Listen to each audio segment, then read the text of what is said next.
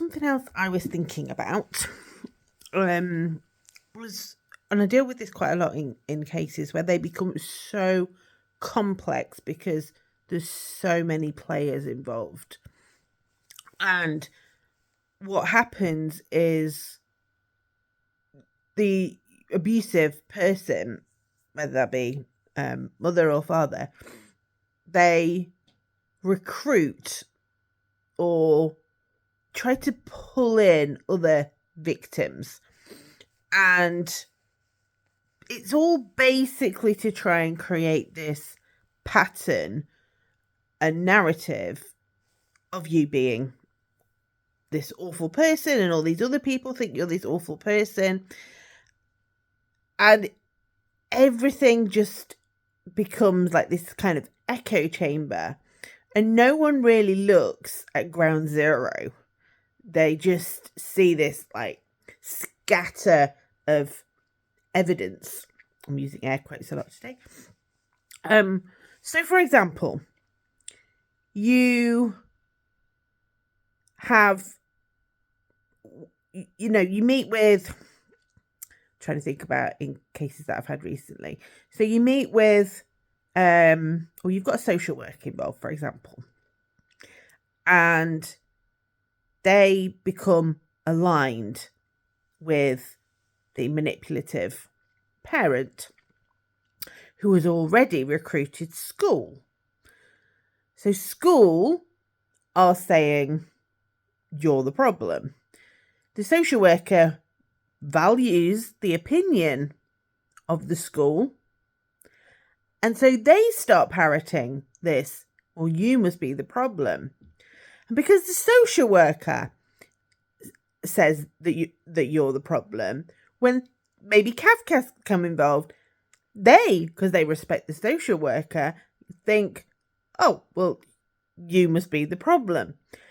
And that's kind of how it happens. That's how manipulative people, and particularly narcissistic people, work, is they recruit one who spreads their net.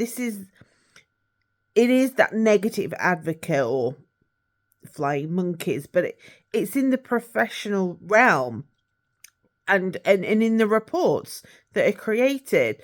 And these are just such difficult cases to manage, because you're fighting on so many fronts. And again, this is all by design. It's designed to alienate you from all these people, designed to make you look like the bad guy. It's designed to exhaust you, because you got to fight this fire and this fire and this fire and this fire. And so you get exhausted. You're exhausted by the case and all the moving parts of this case. And they kind of like play it like an orchestra. So if you're working with one of those particular agencies and it starts going well, they start to listen, then they'll play one of the other parts. So they'll go to the school and get school to make a referral. So boom, you're then back to square one again. And it is that kind of level. And the thing is, and this is where the difficulty lies for people, is we kind of had this human thing where we believe no smoke without fire. And the more people, you see it all the time, the more victims that come forward, or the more people that think you're bad, therefore you must be bad. It's how we kind of make decisions. When we're not involved, or when we haven't got the benefit of all the information, we make shortcuts, and those are shortcuts that can help us. Again, sorry, it's lots of air quotes, but it's the way our brain works, and that's how they manipulate that, because they create these shortcuts for people. They use the shortcuts, they use the way our brains work to achieve their aim.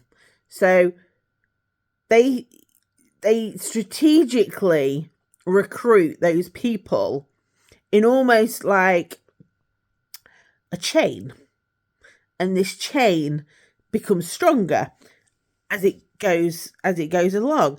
And for you to break that chain, is really hard work, because you go into court and you're fighting not just what your ex is saying, but actually, you might be fighting a social worker on a stand, or a CAFCAS officer on a stand, or a teacher's report.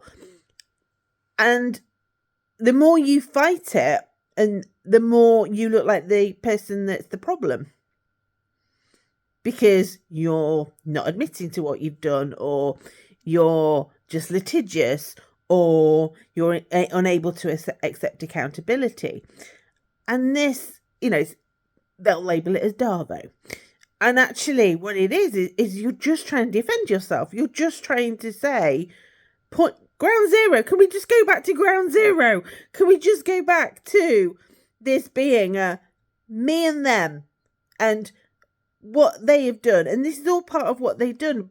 But the more you try and explain it, the crazier you sound, because you're fighting against all these different people.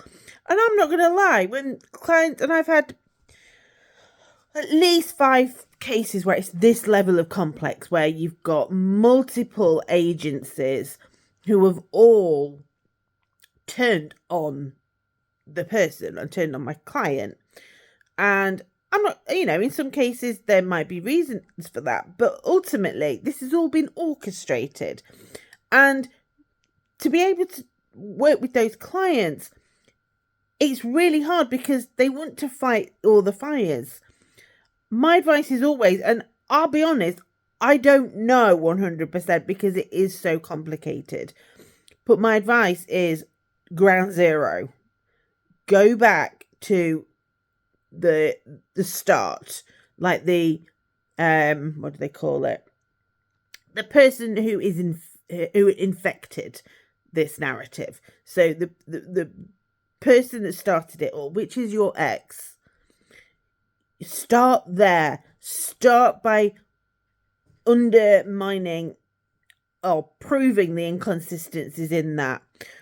Once you've proven those, then you can spider it out. But if you start trying to, I'm not saying don't challenge the report. Obviously do. But the focus is still on the puppeteer. And this is, people try and focus on the puppets. But exes will just bring another puppet in. So as fast as you're slicing away one of those puppets, another one will pop up. So you've got to go for the main puppeteer. And like I say, I'm not going to sit here and say that that's going to give you the absolute right result. These are very complicated cases and require, in my opinion, an amazing team of support around you, from mental, legal, strategical, all different types of support in place to help you unpick them. Now, obviously, the earlier you can start, before you can get these narratives out, the better. But once it's spread, it's kind of like moss in a garden. It can be blooming hard to get rid of, or as in my garden, dandelions.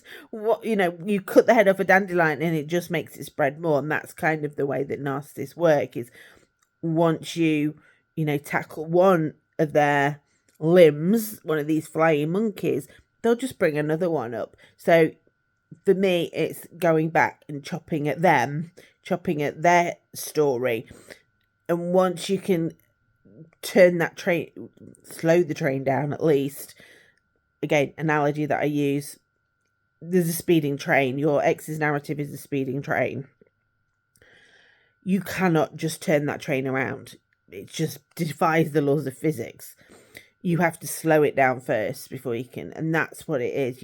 You chop at your ex's credibility and your ex's narrative to slow the train down, and then you can start to turn it around.